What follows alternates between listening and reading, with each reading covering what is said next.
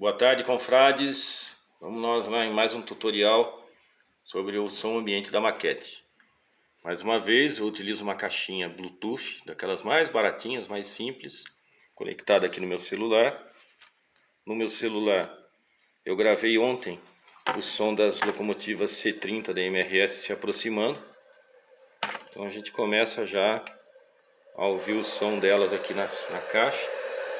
Quando eu faço o vídeo, eu solto o trem simultaneamente e vou sincronizando o movimento e aproximação do trem com o som do trem real. Então o trem está vindo lá atrás.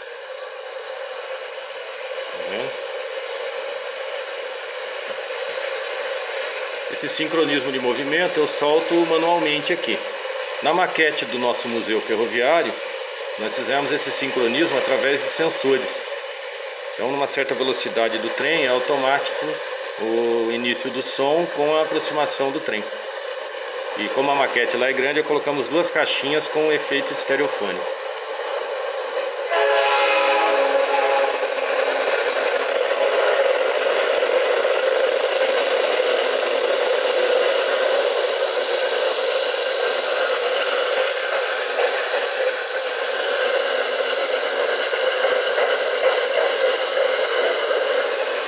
Nessa maquete escala Z, como é pequena, uma caixa de som é mais do que suficiente para a gente simular esse efeito aí.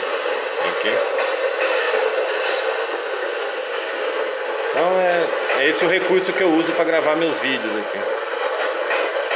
Para quem não tem um DCC ou não tem condições de colocar uma placa de som, é uma opção bem barata. No outro vídeo eu soltei o som através de um jogo de simulação. Tem várias opções, tem apito, você consegue controlar melhor cada efeito.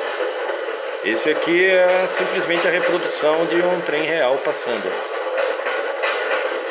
Então, é isso aqui que vocês veem nos meus vídeos. Né? É esse o efeito que vocês veem nos meus vídeos. Valeu, pessoal.